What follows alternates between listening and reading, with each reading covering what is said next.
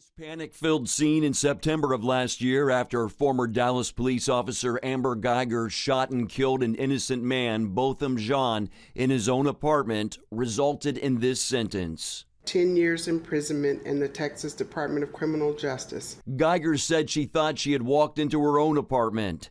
CBN reporter Amber Strong reported on the tragedy and the response by Jean's church. I've interviewed his friends, his ministers, I talked to his teachers, I talked to his employers, and it was all a consistent message that Brandt Jean was a servant, that he was kind from the least to the greatest. The 10-year sentence with the possibility of parole after 5 is far less than the 99 years in prison Guyger faced. Outside the courthouse, the sentence sparked protests and intense confrontations. And Jean's mother spoke out against the police. If Amber Guyger was trained not to shoot in the heart, my son would be standing here today. But inside the courtroom, Brandt Jean's brother, 18-year-old Brandt Jean, showed tremendous forgiveness toward Guyger after the sentence was imposed. I forgive you, and I know if you go to God and ask Him, He will forgive you. I want the best for you, because I know that's exactly what both of them would want you to do. And the best would be give your life to Christ. Then an amazing show of grace that attorneys, court employees, and reporters said they'd never seen in all their years. I don't know if this is possible, but can I give her a hug, please? Please? Yes. After Brandt Jean hugged the sobbing former officer, another remarkable show of love, State District Judge Tammy Kemp gave Guyger a Bible and directed her to read John 3:16 and even hugged her as well. The district attorney said Brandt Jean's act was an amazing act of healing and forgiveness that should guide the community going forward. Mark Martin, CBN News.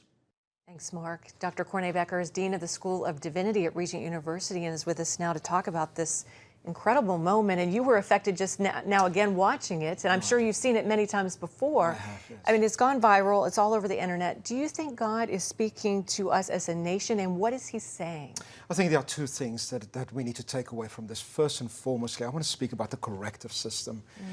When folks are incarcerated, we should get to the place where these systems are redemptive, and that there's always a possibility of redemption and healing and grace that is manifested, and certainly this was true in this particular case.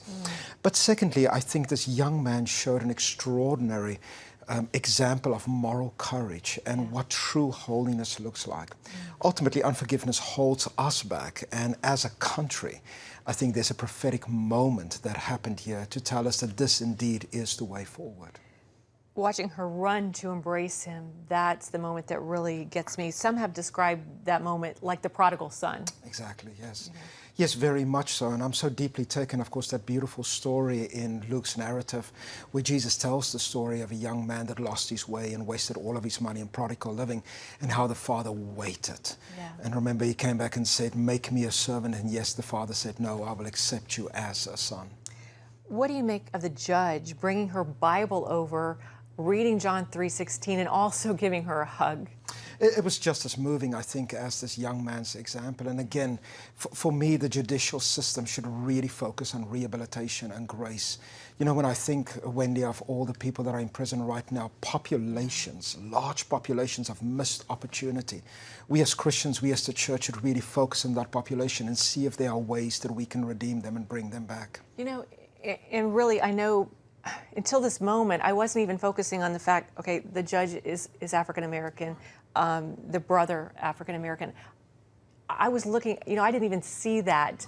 It was two Christians that came to help this suffering person and also guilty person. I mean, let's be fair about that. But the Freedom from Religion Foundation has filed a complaint against the judge saying what she did is unconstitutional. What are your thoughts on that? I think it's an absolutely ridiculous statement. This is somebody right after she has finished her work as a judge that stepped forward as a human being and said, there is a way forward for you. You know, I think you just made your case if you were an attorney, you know, saying, yes, she had just stepped down from from the judge seat. Well, there is anger, of course, that her sentence, 10 years for murder, some people say that's a small price to pay. Was it too light, in your opinion? When I looked at it originally, I was stunned that it was such a short sentence ultimately. Because if you think about it, a young man lost his life, an innocent man. But again, I was not in the court. I did not hear all the descriptions of what exactly went down. But it seems a little short to me. Yeah, I agree. Well, I think this, what we're going to remember about this is not the sentence, but about this incredible act of forgiveness and kindness that we saw. And Wendy, I think it's important to separate those two things. The prophetic example of this young man is really what should stand out. We should separate it from the sentence that was given. And again, I think this young man, he reminds me of a young Nelson Mandela. That, you know, in my own home country at some point stood up and said, we have to forgive in order for us to move forward. And I pray that Americans are really paying attention. Wow, that's interesting. I forgot, that's right. You're from South Africa. Dr. Corne Bekker, we always appreciate your insights. Thanks for being with us.